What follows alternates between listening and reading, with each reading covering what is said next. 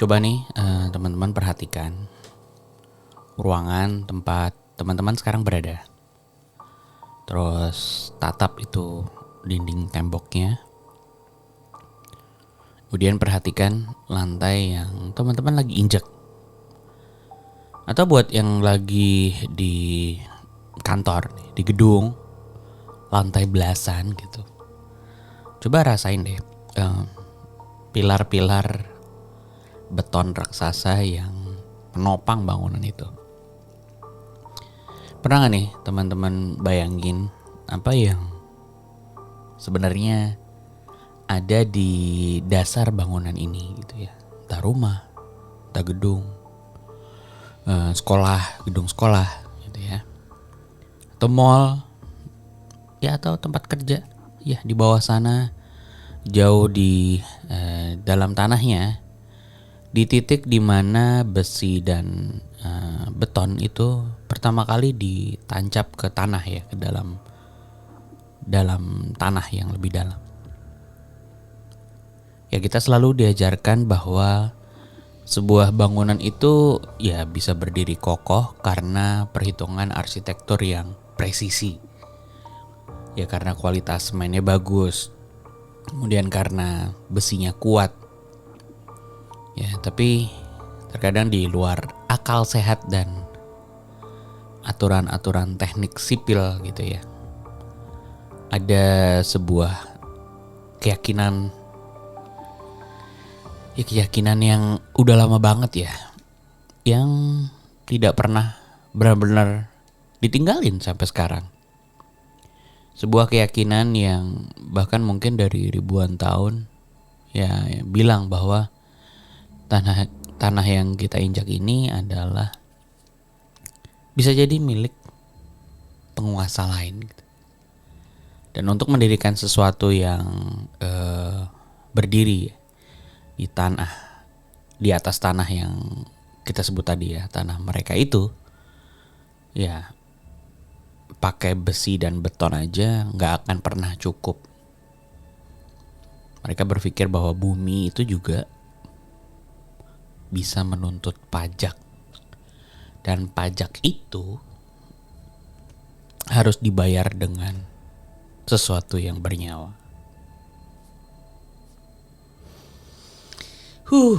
Halo warga desa Sukawadi, dimanapun teman-teman sedang berada mendengarkan episode Mirror Myth. Ya, lagi-lagi ditemani saya Mr. Popo setelah kemarin gantian ya, Mas Ruli, Mbak Devi, kemudian saya. Kita akan masuk ke episode ke-7 di season kedua ya, Mirror Myth, Blood and Belief. Temanya agak serem-serem memang, bukan kayak cerita horor yang di season 1 ya. Kita buat agak berbeda nih pembahasannya. Dan hari ini kita membahas sesuatu yang mungkin teman-teman anggap ini urban legend ya, atau ya cerita-cerita yang berseliweran. Tapi di Do You See What I See sendiri ini cerita banyak banget, bener-bener banyak. Udah berkali-kali kita dengerin ya. Ada yang wah dalam banget ceritanya. Nah, saya lupa ya episodenya Mas Saideren tuh ada tuh tentang tumbal proyek ya. Jadi kita hari ini yang membahas tentang tumbal proyek atau tumbal pembangunan. Nah, itu yang akan kita bahas hari ini. Ya, jadi dulu waktu kita masih kecil ya, atau teman-teman masih ya mungkin masih anak-anak gitu ya, pasti banyak dari kita pernah ditakut-takutin sama orang tua ya. Jangan main di luar pas maghrib, nanti diculik tukang proyek. Dijadiin tumbal jembatan. Waduh, ada gak tuh yang kayak gitu ya? Ya mungkin kita dulu mikir ya cuman mitos. Ini buat nakutin anak kecil biar cepat pulang. Tapi gimana kalau yang ternyata mitos itu ya ada sejarahnya ya, berasal dari fakta di luaran sana yang sadis gitu ya, yang ternyata ya setelah di riset dalam ini ada catatannya di sejarah peradaban besar di dunia. Seriously, ya banyak darah manusia yang tertumpah gitu ya, bukan di medan perang, tapi di dalam adukan semen atau bahkan di bawah aspal jalan raya. So, tanpa berlama-lama, ayo kita dengerin beberapa cerita dari luar dulu ya. Dan teman-teman silakan kalau udah lagi di kamar gitu ya, udah kunci aja dulu, gedein volume podcast ini. Kalau pakai earpods atau TWS boleh sambil diredupin lampunya, kunci kamarnya. Yang di mobil gedein suaranya, siap-siap kita simak hingga beberapa menit ke depan. Oke, ini kita di cerita awal dari Jepang ya, Hito Bashira di Jepang. Dan ini terjadi di era feodal, wah lama ya, sekitar abad ke-16 dan 17 ya, era di mana para samurai dan daimyo, penguasa wilayah gitu ya, sedang gencar-gencarnya membangun kastil raksasa dan bendungan air. Ya, jadi Jepang ini adalah negara yang sangat sering dilanda gempa bumi dan banjir bandang sampai sekarang ya. Ya, di masa itu kalau ada sebuah bendungan yang terus-terusan jebol atau dinding kastil yang selalu runtuh saat dibangun, ya masyarakat Jepang pada saat itu tidak menyalahkan, seringkalinya ya, tidak menyalahkan perhitungan teknis ya. Mereka percaya bahwa roh-roh sungai atau dewa tanah di tempat itu sedang marah. Jadi itu ya mitosnya mereka itu ya. Dan meredakan kemarahan dewa-dewa ini, mereka harus melakukan sebuah praktek yang disebut dengan Hito Bashira. Nah, gitu ya. Istilah Hito Bashira ini kalau diterjemahkan ke dalam bahasa Indonesia artinya adalah pilar manusia. Jadi ini bukan kiasan ya. Ini harfiah, benar-benar pilar manusia gitu. Mereka percaya bahwa jika manusia dikubur hidup-hidup di dalam pondasi atau diikat di dalam tiang penyangga jembatan, maka roh manusia itu akan bisa menyatu tuh dengan bangunan tersebut. Nah, roh ini akan menjadi penjaga abadi yang menahan tembok agar tidak runtuh. Ya, dan juga menahan air tadi ya, air banjir agar tidak menjebol bendungan. Nah, salah satu legenda Hito Bashira yang paling terkenal dan tragis ini terjadi di Kastil Maruoka di prefektur Fukui Prefektur. Ya. Waktu kastil ini dibangun tahun 1576, dinding batunya selalu runtuh berkali-kali. Gak peduli seberapa kuat batu itu disusun, ya besoknya seringkali gitu ya, pasti hancur berantakan. Akhirnya para penasehat kastil menyarankan satu ritual tadi ya, namanya mereka menyatakan butuh Hito Bashira. Mereka butuh tumbal manusia. Waduh. Nah, waktu itu ada seorang petani miskin bernama Oshizu. Dia ini janda, matanya buta sebelah, dan dia punya 2 orang anak laki-laki. Ya, hidupnya sangat menderita. Oshizu ini mengajukan dirinya secara sukarela kepada penguasa kastil yang dijadikan pilar manusia. Tapi dia mengajukan satu syarat yang ya sangat menyayat hati ya. Dia rela mati dikubur di dalam batu asal salah satu anak laki-lakinya diangkat menjadi samurai oleh penguasa kastil. Ya tentu saja ya supaya keluarganya bebas dari kemiskinan. Nah terus si penguasa kastil ini setuju. Ya bayangin ya prosesinya. Oshizu ini nggak dibunuh dengan pedang gitu ya.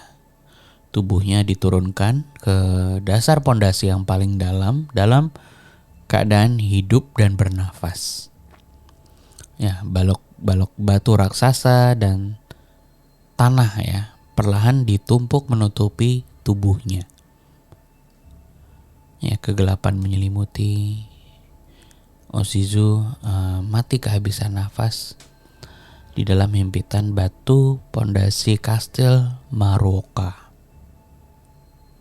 Dan ajaibnya, ya entah karena kebetulan atau karena sihir ya yang berlaku sejak Oshizu dikubur di sana, dinding kastil itu tidak pernah runtuh. Ya bangunannya berdiri kokoh. Ya bisa jadi kebetulan ya. Bisa jadi. Tapi ada sebuah pengkhianatan di sini. Ya, penguasa kastil yang tadi berjanji mengangkat anak Oshizu menjadi samurai, ya ternyata nggak ditepati itu janji, dilanggar janjinya.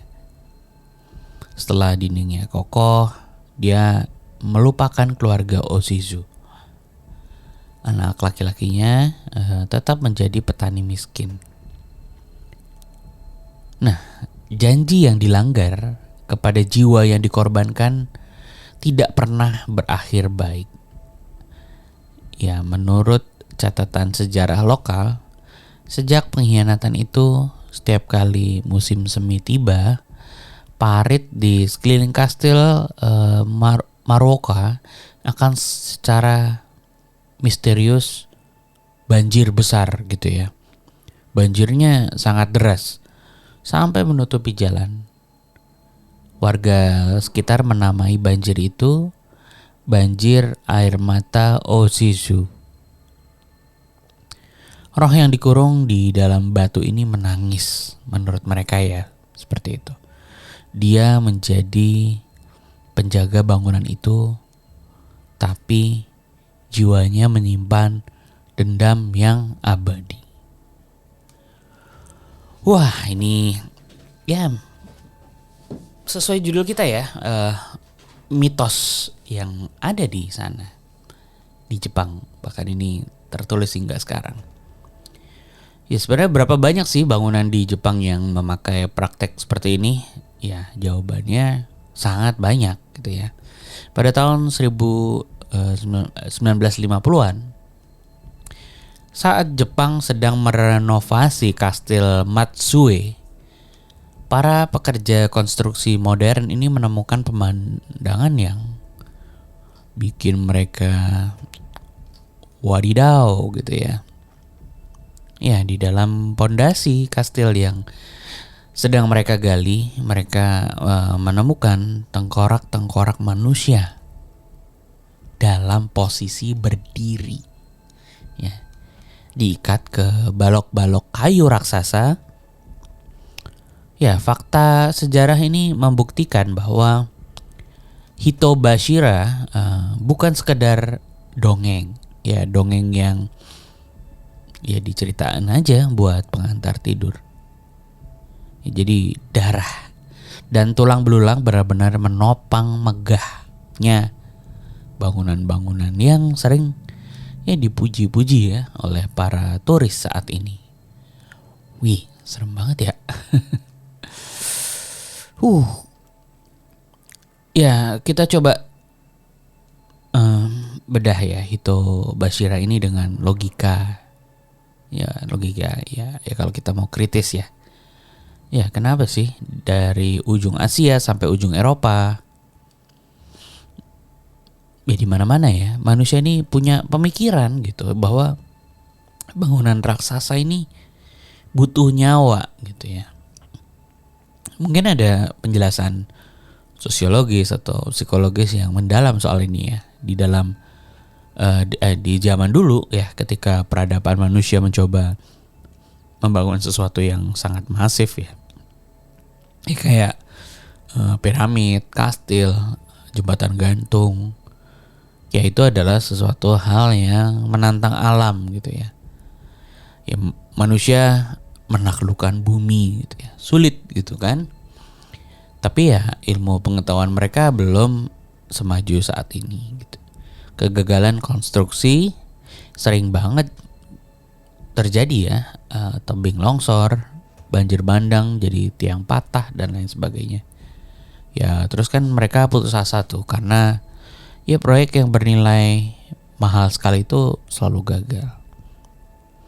Jadi ketakutan ini tentu saja yang paling mudah menyalahkan hal goib ya, mengambil alih logika mereka ya. Mereka merasa ya namanya juga pakai feeling ya, nggak pakai ilmu pengetahuan ya. Mereka merasa ya alam sedang membalas dendam. Ya disinilah ya entitas ya syaiton itu entah itu jin atau syaiton itu yang melihat celah yang ya sangat besar ya. Yang mereka tahu bahwa manusia itu ya serakah akan pencapaian.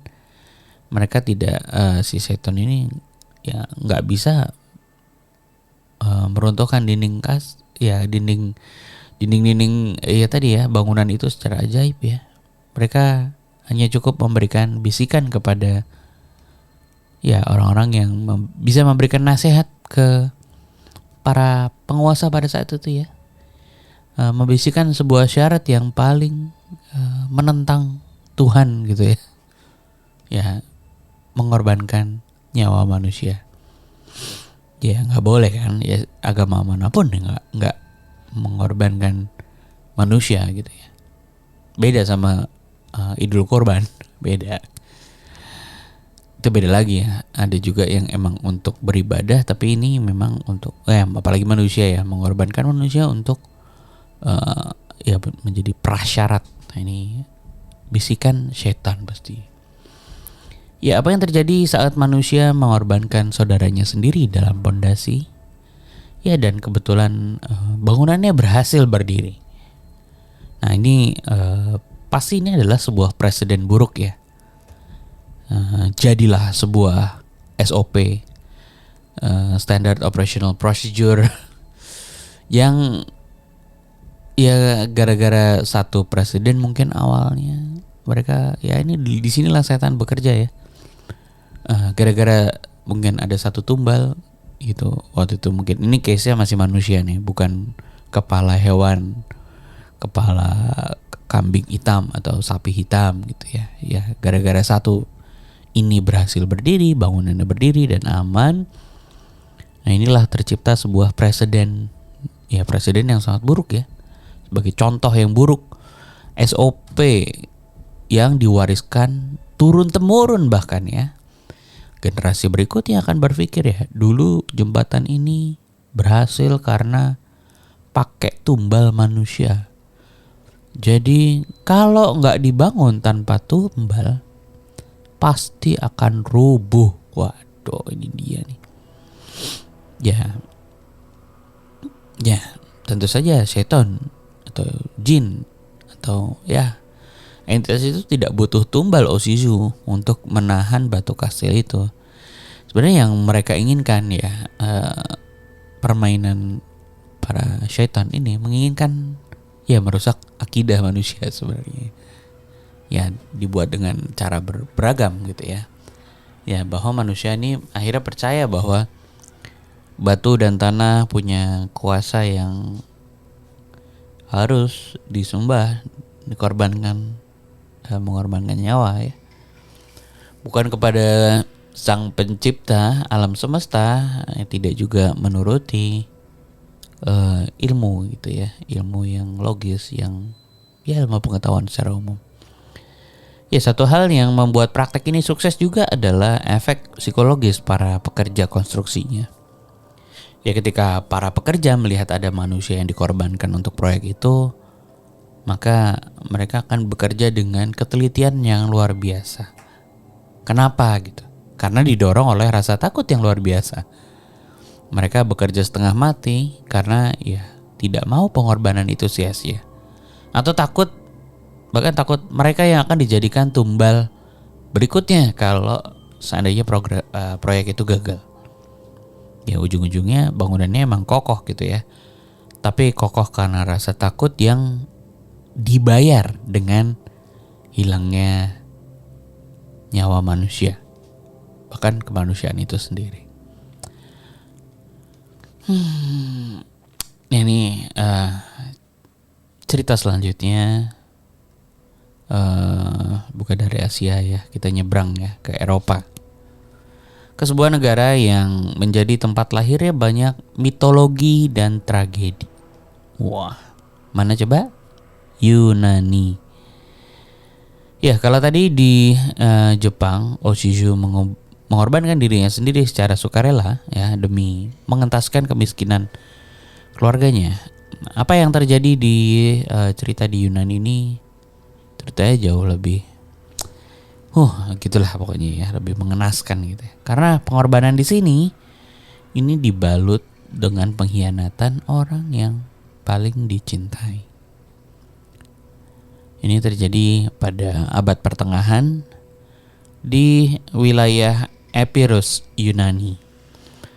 Ada sebuah sungai beraliran yang sangat deras bernama Sungai Arachthos.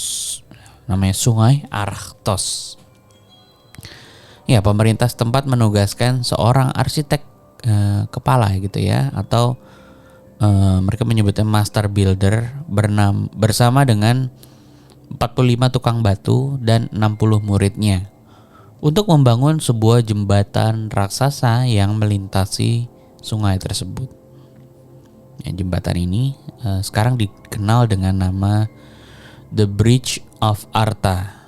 Jadi sungai Arachthos tadi ya, di sungai Arachthos ini berdiri sebuah jembatan yang sekarang bernama The Bridge of Arta. Ya, tapi ada satu masalah besar. Sama nih sama kasusnya seperti yang terjadi di Jepang. Setiap kali siang hari, para tukang batu menyusun pondasi dan pilar jembatan.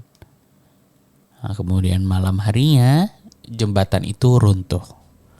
Hancur berantakan disapu arus sungai. Begitu terus setiap harinya. Ya bahkan sampai bertahun-tahun ya. Sang arsitek, kepala arsiteknya putus asa. Ya tentu saja reputasinya hancur ya. Raja mengancam akan memenggal kepalanya kalau jembatan itu tidak segera berdiri. Wah, ada gitu ya, kerja tapi diancam.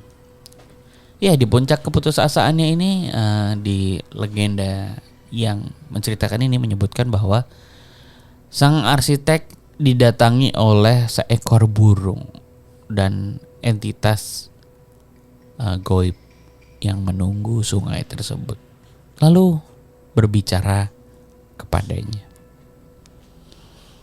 Burung itu memberikan sebuah syarat absolut.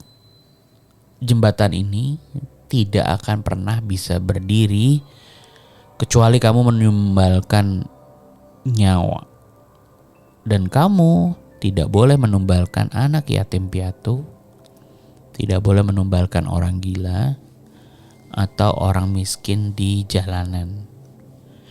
Kamu harus menumbalkan istrimu sendiri yang sangat cantik. Tanam dia di pilar utama.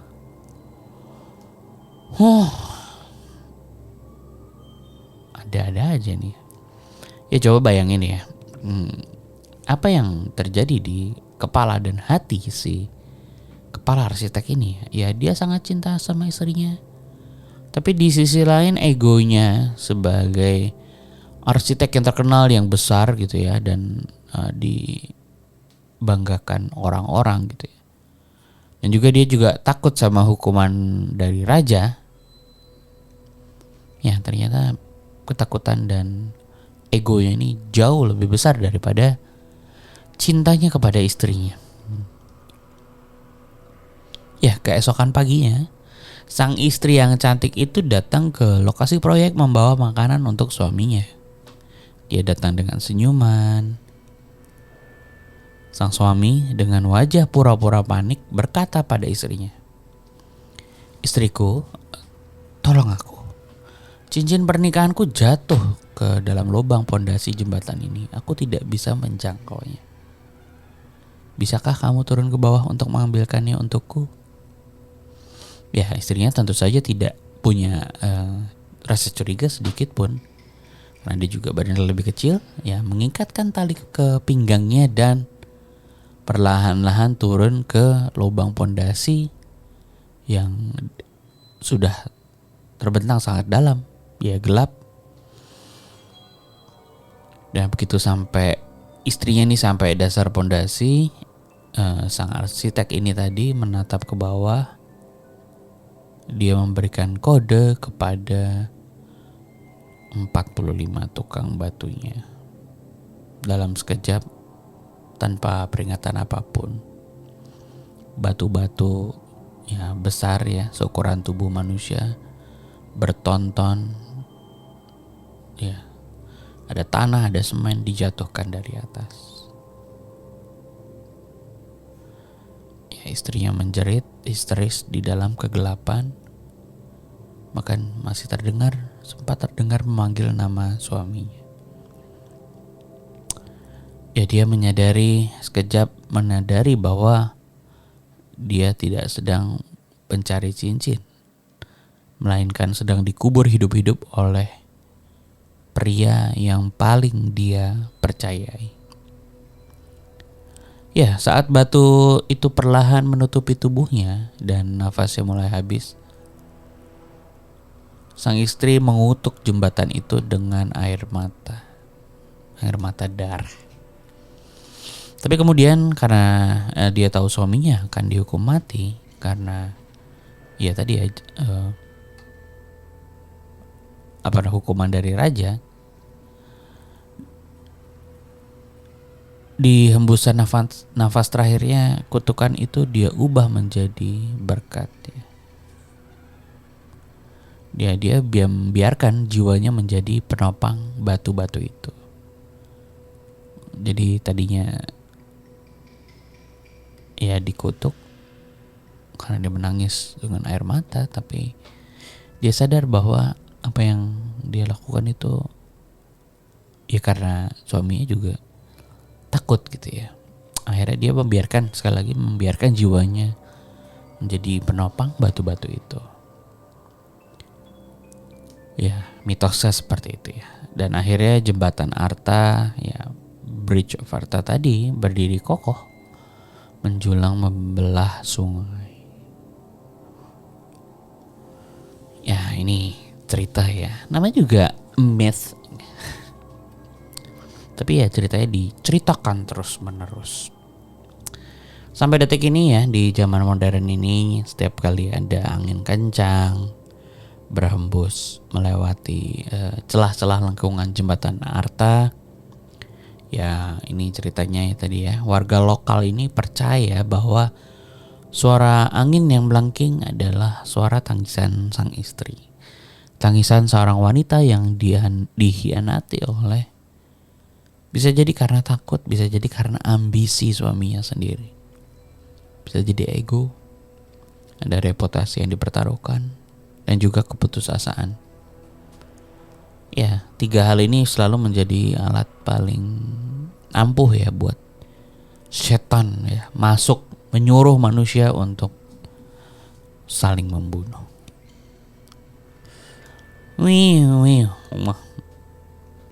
Ada aja ya. Dan tentu saja ini tidak hanya terjadi di luar negeri, tapi terjadi di realita kita yang ada di Indonesia, dekat kita sendiri. Ini namanya juga mirror myth ya. Selalu ada kesimpulan bahwa apa yang terjadi di luar sana tuh ya pasti ada juga di sini gitu. Ada padanannya. Selalu ada hal yang terjadi di luar dan terjadi di dekat kita. Ya dari Pulau Sumatera, Jawa, Kalimantan, Papua, kita punya urban legend juga ya yang kalau dipikir seremnya atau rasa ngerinya itu ya nggak jauh beda sama Hito, Bashira di Jepang atau cerita Jembatan Arta tadi. Ya buat teman-teman yang mungkin lahir tahun 80 90-an, mungkin teman-teman hafal juga ya dengan cerita ini gitu ya. Ya di masa itu kalau ada proyek pembangunan jembatan besar, pembangunan jalan tol atau waduk gitu ya, ya ada aja ceritanya, dan membuat cerita-cerita ini selalu berhasil membuat ya suasana kampung di tempat-tempat ya pembangunan itu mendadak tegang gitu ya. Ini beneran loh. Jadi ada hal-hal yang selalu membuat orang tua melarang keras anak-anak main jauh dari rumah, pintu dikunci sebelum maghrib. Kenapa? Ya karena ada desas-desus yang menyebar dari mulut ke mulut gitu ya. Hati-hati, ada penculik anak bawa karung goni. Juga yang bilang kalau mereka naik mobil hardtop bawa mobil culik, anaknya ditangkap, kepalanya bakal dipotong buat ditanam di pondasi jembatan. Nah, itu banyak hal-hal beredar seperti itu pada tahun-tahun itu. Ya, menurut teman-teman cerita soal kayak gini nih karangan ibu-ibu aja nih. Ya, gimana kalau ternyata ya cerita itu sebenarnya bukan muncul dari ya nakut-nakutin aja, bukan muncul tiba-tiba wah ada orang tua bilang gitu. Pasti ada sebabnya karena ada berita yang beredar juga. Ya, di dunia mistis arsitektur Nusantara ada sebuah aliran kepercayaan juga yang meyakini bahwa bumi itu punya urat gitu ya. Dan ketika manusia memasukkan paku bumi atau istilahnya tiang pancang beton raksasa itu ya ke dalam tanah, manusia sebenarnya sedang memutus urat-urat bumi itu. Begitu ininya ya, mitos atau kepercayaan orang-orang itu. Jadi ada istilahnya ada penguasa tanah, jin penunggu tempat atau tempat yang dipakai untuk pembangunan itu akan marah dan pastinya menggoyang pondasi tersebut sampai ada beberapa kali terjadi sampai proyeknya gagal total. Ada juga yang terjadi alat beratnya mendadak rusak terus menerus. Nah ini pekerjanya banyak yang kesurupan atau terjadi kecelakaan kerja yang bahkan mungkin kejadiannya tidak masuk akal. Dan disitulah tuh biasanya dukun-dukun spiritual yang sering disewa secara entah gimana ya menjadi kebiasaan oleh para pemborong atau kontraktor yang nakal gitu ya. Ya mereka mencari solusi instan. Benar-benar nih solusi instan ya, mereka kayak pasti ini minta tumbal gitu ya. Ya kenapa harus kepala gitu? Kenapa nggak tangan atau kaki aja gitu kan? Nah di dalam filosofi mereka nih, filosofi spiritual para orang yang katanya pintar itu, kepala adalah tempat bersarangnya kesadaran, tempat bersarangnya roh yang paling vital katanya. Kepala dari manusia yang masih suci kayak anak-anak atau ada juga dipersyaratkan perawan, dianggap sebagai sesajen kelas 1 kasta yang tertinggi yang diberikan kepada penunggu ceritanya gitu ya, entah siluman atau jin. Aduh. Nah sekarang coba bayangin nih teman-teman, di tengah malam yang gelap, proyek jembatan itu sepi. Pekerja biasanya disuruh pulang lebih cepat ya. Di lokasi cuman tersisa beberapa mandor dan mereka ya, ahli spiritual itu dan operator mesin paku bumi. Jadi di depan mereka ada sebuah lubang tiang pancang atau lubang yang di dalamnya bisa mencapai puluhan meter ke dalam perut bumi ya. Ahli spiritual ini maju dan membawa sebuah bungkusan kain putih yang sudah bernoda merah di bagian bawahnya. Bungkusan itu berat, ukurannya sebuah buah kelapa ya. Sambil membaca mantra dan membakar kemenyan, bungkusan kain putih itu dilemparkan masuk ke dalam lubang galian yang gelap. Dilempar begitu saja. Bungkusan itu jatuh ke dasar tanah. Lalu mandor memberikan kode kepada operator tadi. Operator itu menyalakan mesin diesel. Tiang pancang beton raksasa yang beratnya mungkin puluhan ton mulai diangkat, diposisikan tepat di atas lubang tersebut. Dan dengan sekali hentakan hidrolik ya, beton raksasa itu dijatuhkan. Dar. Tentu saja hancur. Daging, tengkorak, darah yang ada dalam kain putih itu hancur rata dengan tanah, menyatu selamanya dengan semen beton menjadi pondasi abadi yang menopang mungkin ribuan mobil yang lewat di atas setiap harinya. Ya, seolah-olah setelah kejadian itu proyek tiba-tiba berjalan lancar. Tidak ada lagi alat berat yang mogok. Tidak ada lagi tiang-tiang yang miring, ya jembatannya berdiri megah. Lalu diresmikan dengan pita merah dan tepuk tangan. Sementara di sebuah desa yang entah di mana itu, ada seorang ibu yang menangis histeris setiap malam mencari anaknya yang tidak pernah pulang setelah pamit bermain di sore hari. Anak yang tidak pernah ditemukan jenazahnya karena ya tadi ya, kepalanya sudah berubah menjadi beton pembawa kekayaan bagi para kontraktor.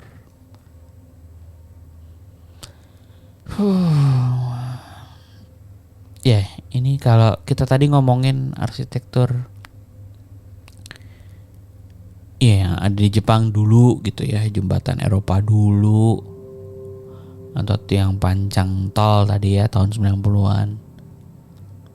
Ya mungkin ya kita pasti teman-teman mungkin juga pikir sekarang kan udah ada standar keamanannya, semua udah terhitung dengan ilmu pengetahuan, pakai perhitungan matematika yang rumit, pakai komputer, udah pakai bahkan AI, robot, alat-alatnya juga sudah canggih, modern sekali. Ya masa masih ada tumbal-tumbalan gitu ya di zaman modern kayak gini. Ya ternyata ya darah manusia itu selalu menemukan cara untuk ditumpahkan oleh keserakahannya. Bentuknya ya bisa aja berevolusi gitu. Ya si altar tadi ya, tempat menumpahkan darah itu tidak lagi mungkin berupa lubang tanah, melainkan mesin-mesin baja raksasa di dalam pabrik. Ya di Indonesia nih, mitos tentang tumbal pabrik ini udah menjadi rahasia umum ya di dunia industri. Terutama di pabrik-pabrik berskala masif, walaupun ini peninggalan zaman dulu ya, seperti pabrik gula, pabrik tekstil, atau pabrik peleburan baja. Coba deh tanya sama para buruh pabrik yang sudah bekerja mungkin puluhan tahun ya. Mereka pasti punya satu cerita yang sama, cerita tentang, ini cerita yang banyak beredar juga ya, tentang mesin tertentu di sudut pabriknya yang umurnya sudah sangat tua. Mesin yang seringkali menyala sendiri atau tiba-tiba macet tanpa alasan teknis. Ya, oleh para pekerja biasanya mesin ini tidak dianggap sebagai benda mati gitu ya. Mereka dianggap punya nyawa, punya penunggunya. Dan ya ini dia nih, penunggu itu dipercaya oleh mereka secara berkala selalu menuntut jatah. Ya, setiap 1 atau 2 tahun sekali menjelang bulan-bulan tertentu, suasana pabrik pasti mendadak tegang gitu ya. Mandor akan menyuruh pekerjaannya lebih berhati-hati. Kenapa? Ya karena biasanya akan selalu ada kecelakaan kerja yang mungkin hasilnya kecelakaan kerja yang menjadi fatal gitu ya. Dan korbannya selalu meninggal di mesin yang sama. Ada buruh yang tiba-tiba merasa ada yang mendorong punggungnya dari belakang sampai tangannya masuk ke dalam mesin press. Ada yang rambutnya tiba-tiba tersangkut di roda gigi putar. Ya seolah-olah ada yang menarik dari dalam. Ada juga yang jatuh ke dalam mungkin tangki rebusan bersuhu ratusan derajat ya, karena besi pijakannya tiba-tiba patah. Ya kecelakaan yang kayak gini-gini nih luar biasa mengerikannya. Dan yang paling aneh, setiap kali kecelakaan fatal itu terjadi dan memakan korban jiwa, ya keesokan harinya ya ini yang paling aneh nih, ya produksi pabrik lancar gitu ya. Habis itu mesin itu tidak pernah macet lagi, atau yang sering dipercaya sama mereka, ya keuntungan perusahaan tiba-tiba melonjak ya drastis. Ya seolah-olah ya mesin-mesin tadi ya kayak minum darah pekerjanya sebagai pelumas. Ya supaya bisa bekerja dengan sempurna. Ini banyak filmnya ya. Banyak cerita-cerita ini kan sebenarnya bukan omong kosong gitu ya.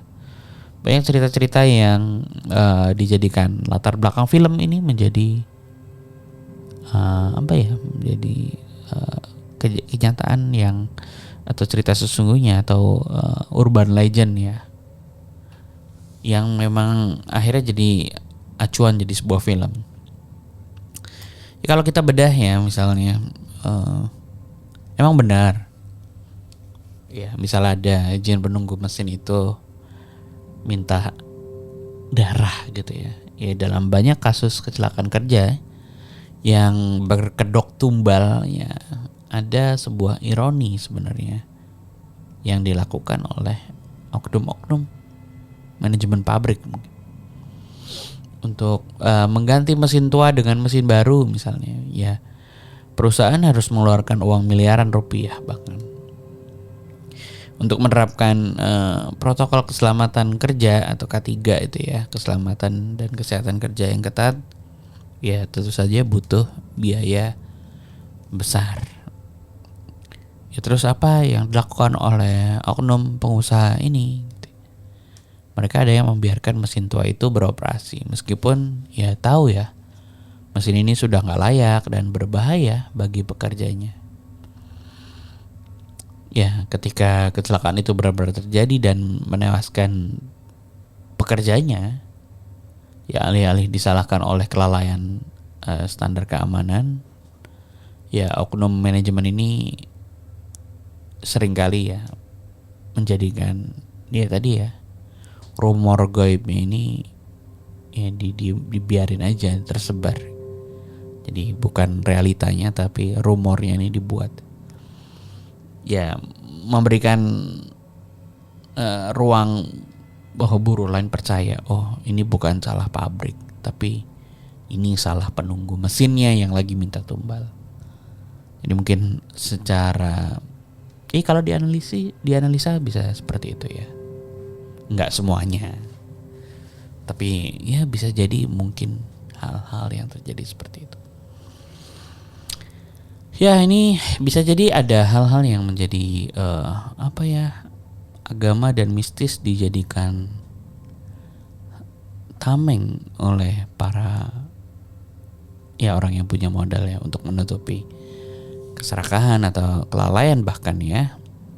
Jadi seolah-olah mengorbankan nyawa pekerjanya demi menghemat biaya ini dan membuat setan atau tadi ya penunggunya yang menanggung kesalahan tersebut. Ya tentu saja ya jin juga nggak bisa nyalain mesin, nggak bisa kan. Tapi ya serakahnya manusia aja yang membuat hal-hal kayak gini terjadi. Nah ini bisa jadi hal-hal seperti ini yang bisa kita pikirkan ya. Kenapa gitu? Emang udah tua aja alatnya, tapi kita bisa membalut. Ini banyak hal-hal yang kayak gini nih. Mungkin nanti lain waktu kita bisa bahas ya, kayak adanya setan kuyang gitu. Ternyata kalau ditinjau dari aspek budaya dan sosiologis dan ternyata ini ada permainan ya entah patriarki atau yang dibunuh kan bayi perempuan gitu ya, yang diambil ternyata menutupi hal-hal berbau kriminal dengan cerita-cerita rakyat yang dipercaya cerita-cerita goib gitu ya. Jadi sebenarnya bukan hal goib sebenarnya, tapi dibalut dengan hal-hal yang berbau goib. Nah ini mungkin sama seperti itu ya. Ya hari ini kita sudah membongkar ya sebenarnya cerita-cerita di balik tadi ada dari dinding batu Kastil Marwaka gitu ya, yang menguburkan seorang janda secara sukarela. Kemudian ada jembatan Arta di Yunani yang dibangun atas pengkhianatan suami. Tiang pancang jembatan di Indonesia juga yang banyak menceritakan tentang penculikan anak-anak nih, sampai ya mesin-mesin pabrik modern yang seolah-olah meminum darah buruhnya gitu ya. Apa benang merahnya coba? Ya sepanjang sejarah manusia ya, manusia itu selalu punya ambisi untuk meninggalkan jejak. Ya kadang kita ingin membangun monumen yang abadi, kita ingin membangun sesuatu yang sulit karena menantang alam gitu ya. Tapi di tengah kelemahan dan keputusasaan saat proyek itu gagal gitu ya, manusia itu seringkali lupa ya berserah kepada Tuhan sang pencipta alam. Ya kita malah, bukan kita ya, jangan sampai kita loh, tapi manusia yang tadi gitu ya, kadang-kadang malah mencari jalan pintas dengan membuat perjanjian dengan ya hal-hal yang mereka tidak paham juga. Ini yang dimanfaatkan oleh syaitan ya, entah jin atau syaitan ya. Bahkan mereka tidak punya tenaga untuk mendirikan tembok, mereka tidak punya tenaga untuk menahan arus sungai, tapi mereka punya satu kekuatan ya, membisikkan rasa takut dan kebingungan ke dalam otak manusia. Mereka membuat manusia percaya bahwa batu, beton, dan besi ya itu butuh makanan. Ya padahal kenyataannya ya darah yang ditumpahkan ke dalam pondasi itu tidak pernah membuat bangunan itu menjadi lebih kuat. Ya darah hanya meninggalkan kutukan gitu ya. Darah itu hanya mewariskan rasa sakit, tangisan, dan trauma yang tidak akan pernah hilang meskipun gedungnya sudah berdiri ratusan tahun. Ya jika teman-teman membangun sesuatu di atas penderitaan orang lain ya, sehebat apapun bangunan itu, setinggi apapun gedung pencakar langit itu, ya pada dasarnya ya kita sedang membangun sebuah nisan raksasa untuk kemanusiaan kita sendiri gitu ya. Ya buat warga Desa Sukawedi, ya kita harus tetap kritis, tetap rasional gitu ya. Jangan pernah membiarkan logika kita ditundukkan oleh mitos-mitos yang meminta korban nyawa. Ya entah nyawa kambing hitam, nyawa kerbau hitam, nyawa orang apalagi gitu ya. Ya karena ya Tuhan tidak pernah meminta darah, apalagi ya darah manusia untuk membangun sebuah bangunan, sebuah peradaban. Dan ya kalau dalam Islam ya berkorban pun ada aturannya gitu kan. Ada caranya, bukan menyembelih untuk kesyirikan seperti ini. Oke, ini topik yang cukup ya buat saya sih nggak serem, bukan serem jump scare yang nakutin setan gimana, tapi cerita-cerita yang banyak terjadi bahkan di dunia hipotesis seperti yang saya bilang tadi. Banyak cerita tumbal-tumbal ini sampai sekarang masih dilakukan sama orangnya, bahkan meskipun bukan manusia gitu ya, ada, tapi tetap itu dilarang oleh agama dan kita memberi makan. Ya, kita dibisikkan oleh banyak syaitan di sana. Terima kasih buat teman-teman yang sudah meluangkan waktu. Ya, berapa menit nih? 50 menit ya, 51 menit untuk merenungkan hal-hal yang menjadi mitos yang umum terjadi di sekitar kita, tapi ternyata ini sudah terjadi sejak lama. Sekali lagi, kalau udah mau tidur, pastikan kamarnya dikunci. Yang masih di jalan, hati-hati di jalan. Terima kasih sudah menyimak. Sampai jumpa di episode Mirror Myth berikutnya. Assalamualaikum warahmatullahi wabarakatuh.